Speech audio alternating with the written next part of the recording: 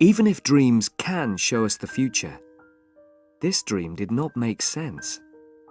Must I never pass a lorry on a clear road? Can a dream show us the future and give us the opportunity of changing it? It is hard to believe. If we can see the future in a dream, then surely the future already exists. If it does, then we are not free to act in the ways we wish to.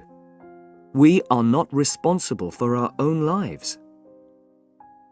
Before I tell you the dream, I must explain a little about the context. It was the summer of 4 years ago, and I was driving my family back from Italy through the south of France. My son had not yet learned to drive. My daughter was too young, and my wife doesn't drive at all. I had been at the wheel for the best part of 3 weeks. Perhaps I was tired. Perhaps I could think of nothing except cars. We spent the night of the dream in a town called Tain-l'Hermitage. Now I'll tell you the dream. I was sitting in a big, powerful, cream-colored car, and I was driving at high speed through the country. I was coming to a bend in the road, and in front of me, there was a very large lorry. My foot reached out towards the brake, but it could not find it. I looked down. There was no brake. Worse, my hands held empty air. There was no wheel for them to hold. There were no controls of any kind. Already, we were almost into the back of the lorry. I shouted in fear. Then I heard a calm voice coming from my left, and I turned my head. A stranger was sitting there. He was a cheerful man of about 40. He was wearing an expensive shirt, and on his head, he had a red hat. I couldn't understand what he said. He spoke very quickly in French, and my own French is not very good. I didn't, in fact, care what he said. My eyes were on his clean, fat hands, which were holding the wheel. This car had its wheel on the left. He, not I, was in control. We drove safely round the bend. He turned the wheel slightly to place the car in the middle of the road. He was going to pass the lorry. The road stretched straight ahead. It was bright in the sunlight, and it was quite empty. Only one other person was in sight. A woman was sitting outside a small house with white walls, and this house was almost exactly ahead of us. She was sitting by a table, putting some flowers in pots. She wanted to sell us some and waved them at us. This sight, for some reason, filled me with a terrible fear. The flowers made me think of death and our final resting place. At this moment, we were level with the lorry and ready to pass it. But then, the lorry began to turn away from the side of the road towards our car. It appeared that the driver was doing this on purpose. The stranger by my side shouted loudly and tried to move out of the way. There was a terrible noise from the back of the car, and then an explosion. The earth seemed to turn over, and the noise of flames burned in my ears. At that point, I woke up in fear. I was very worried by this dream, and could not sleep again. It seemed to have a message, and I wanted to explain it.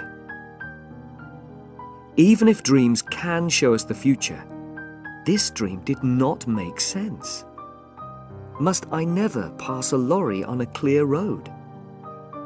The road to Paris is always filled with very large lorries.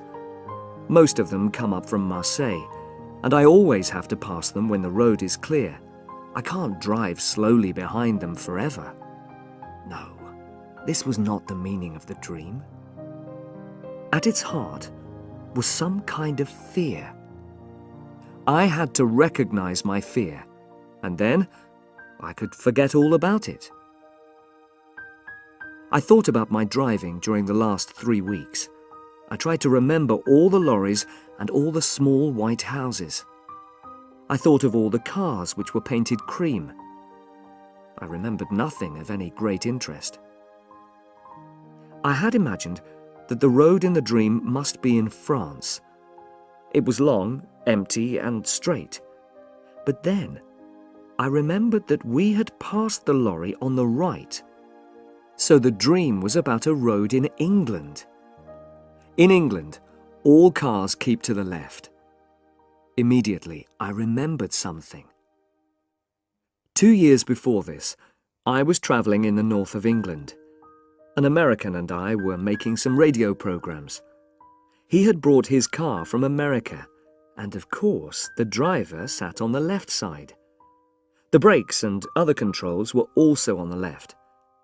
But the colour of his car was not cream. The American was a careless driver and often passed other cars against my advice. Remember that I was in a better position to see. I was sitting on the right. Once, just after Nottingham, he played chicken. You probably know about chicken. It is a game that is played on the roads. It is becoming more and more popular in America because long journeys are often very dull. You just move your car into the middle of the road and stay there. When another car appears, it comes towards you in the middle of the road. The driver who turns away is the chicken. Quite often, neither driver turns away. I expressed my displeasure at this game in language that the American could not fail to understand. We did not play it again, but it had probably left its mark on my mind. So then, when I was asleep, I experienced it all again in a dream. I also remembered something else while I was having breakfast. When we played chicken, it was an uncommonly windy day. We stopped at Chesterfield, and the American bought a hat. It was a black hat, not a red one, but in dreams details are not always exact. After this, I forgot about the dream until the afternoon. The big French lorries often play their own game. They stay in the middle of the road, and you can't pass them. You have to stay behind them. Sometimes you have to follow them for endless kilometers, although the roads are almost completely empty. This afternoon, we were following a large vehicle which was making terrible noises. When I blew my horn, the driver moved to the side of the road. But it was the wrong side. He was driving along on the left instead of keeping to the right. There was enough space on the right for me to pass him, but to do that would be wrong. So I just followed him for a few kilometers, and I told myself not to pass him. I considered the situation from every point of view. I could certainly turn my car more quickly than he could turn his lorry. It was a very big, heavy lorry. Could I perhaps pass him quickly on the right before he could do anything? If he turned to the right, though, he could easily kill us all. He probably wanted a bit of fun, but he might want an accident.